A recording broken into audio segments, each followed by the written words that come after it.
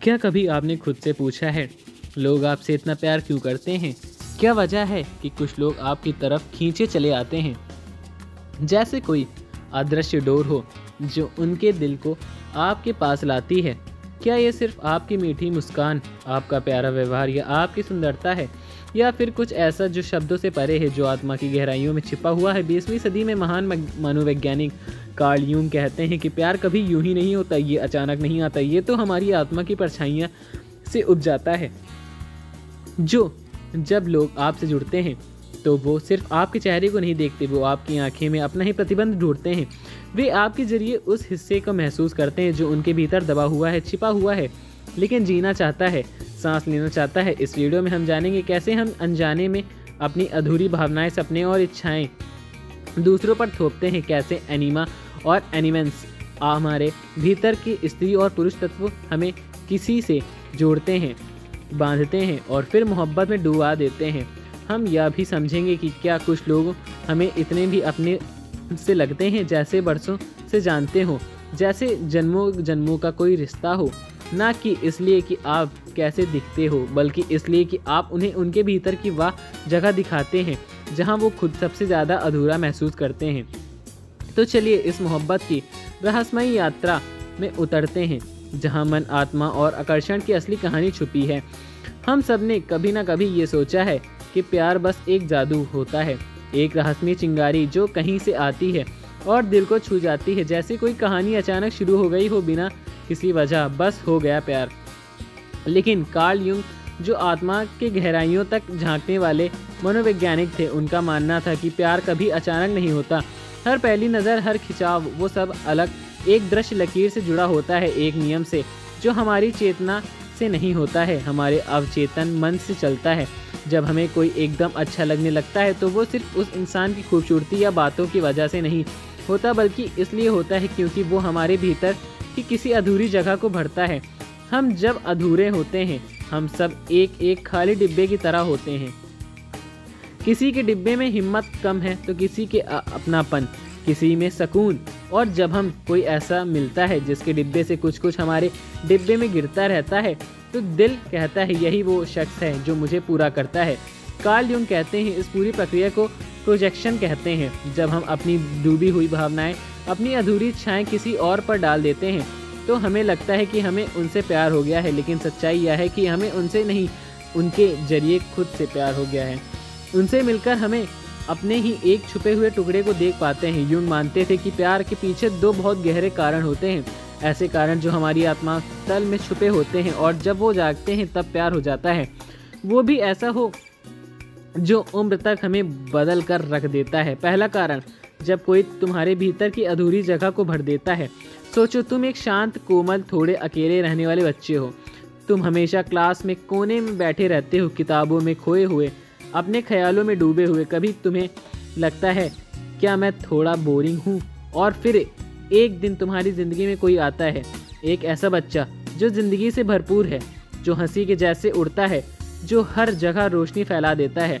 तुम्हें वो बच्चा बहुत अच्छा लगता है क्योंकि उसके अंदर वो चमक है जो तुम्हें अपने अंदर कभी कभी थोड़ी महसूस कम होती है।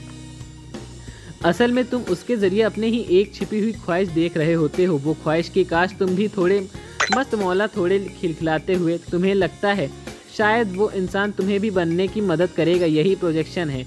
जब हम अपनी दबी हुई इच्छाओं को किसी और में देख लेते हैं तो वो हमारे अंदर करने की प्रक्रिया में जागरूक हो जाती है, तो हमारा दिल खींचा चला जाता है उसकी ओर। हो सकता है वो इंसान बहुत साहसी हो और तुम्हें लगे कि तुम थोड़ा डरपोक हो, या फिर वो बेहद आत्मविश्वासी हो, वो तुम्हारे भीतर अभी थोड़ा संकोच बचा हो। हमें उनका साथ अच्छा इसलिए लगता है क्योंकि वो हमें हमारे खोए हुए हिस्से मिला देते हैं। दूसरा कारण, जब कोई तुम्हारे दिल से बसे एक पुराने सपने जैसा होता है। हर बच्चे के दिल में एक तस्वीर होती है, एक राजकुमार, एक राजकुमारी, एक आदर्श साथी की तस्वीरें, कभी कहानी में, कभी मम्मी की गोद में सुनते हुए, कभी पापा के हाथों में झूलते हुए। वे तस्वीर हमारे दिल में बन जाती है। तुमने सुना होगा, एक दिन कोई आएगा जो तुम्हें उस अधूरी कहानी की याद दिलाएगा। और फिर जब बड़े होकर तुम्हारी मुलाकात किसी ऐसे शख्स से हो जाती है जिसके बोल, जिसकी आंखें या मुस्कान उस बचपन की तस्वीरें से मिलती जुलती होती हैं, तो तुम्हारा दिल कह उठता है ये वही है जिसे मैं बरसों से जानता हूँ। तुम्हें बिना किसी तर्क वितर्क, बिना किसी वजह के कार्ल यूंग ने इस तस्वीर को एनिमा और एनिमल्स कहा। लड़कों के भीतर बसी एक स्त्री की कल्पना और लड़कियों के भीतर एक पुरुष आदर्श। ये तस्वीरें हमारे पहले रिश्ते जैसे माँ की ममता, पिता की ताकत या बचपन की कहानियों से बनी रहती है। जब कोई उस तस्वीर जैसा लगता है तो हमें लगता है यही वो इंसान है जिसका इंतजार मेरा दिल बहुत पहले से कर रहा था। प्यार की शुरुआत में क्या होता है, जब किसी से दिल जुड़ता है तो ऐसा लगता है जैसे दुनिया अचानक कुछ ज़्यादा ही खूबसूरत हो गई हो। हमारी आंखें सिर्फ अच्छाइयाँ देखने लगती हैं। उसकी हंसी, उसकी बातें, उसका साथ, सब कुछ पराया की परियों की कहानी की तरह लगने लगता है। खिलौना मिला हो चमचमाता हुआ, परफेक्ट, उसे देखते ही दिल खुश हो जाता है और कोई कमी नज़र नहीं आती है। यही है प्यार की पहली झलक, जिसमें हम उस इंसान पर अपनी सपनों की तस्वीर चिपका देते हैं। हमें लगता है ये वही है जिसे हमें महसूस मेरा दिल कर रहा था। हम उस इंसान की सच्चाई को देखना शुरू करते हैं, उसकी कमियों, उसकी परेशानियों, उसके झुंझलाहट भरे दिन जैसे कोई खिलौना जो अब थोड़ा पुराना लगने लगा है। छोटे छोटे खरोंच दिखने लगते हैं जो पहली आंखों से छिपे होते हैं, क्योंकि हम उस इंसान से नहीं, उसकी छवि से प्यार करने लग जाते हैं जो हमने अपने मन में बना रखी थी। तो असली प्यार क्या होता है? असली प्यार वो होता है जब तुम किसी को उसकी अच्छाइयों के साथ साथ उसकी कमजोरियां भी गला देते हो। जैसे एक पुराना खिलौना जिसकी खामियां के साथ अब तुम्हें प्यार हो गया है, तुम उसे समझने लगे हो और उसी में अपनापन पाते हो। प्यार सिर्फ परफेक्शन ढूंढना नहीं है, प्यार है किसी की अधूरी दुनिया को अपनाना और अपने भीतर की खालीपन में उसे जगह देना। जब हम किसी इंसान को उसकी सच्चाई, उसकी कमजोरियां, उसकी अधूरी कहानी के साथ अपनाते हैं तो वहीं से शुरू होता है सच्चा प्यार। प्यार की जड़ें कहाँ से होती हैं? प्यार की शुरुआत से हमें अपने अंदर की तस्वीरें, इच्छाएं और अधूरे सपने दूसरों पर डालते हैं। हमें लगता है कि वो इंसान हमारी कमी को पूरा करेगा, वो ठीक वैसा ही जैसा हमेशा से चाहते थे।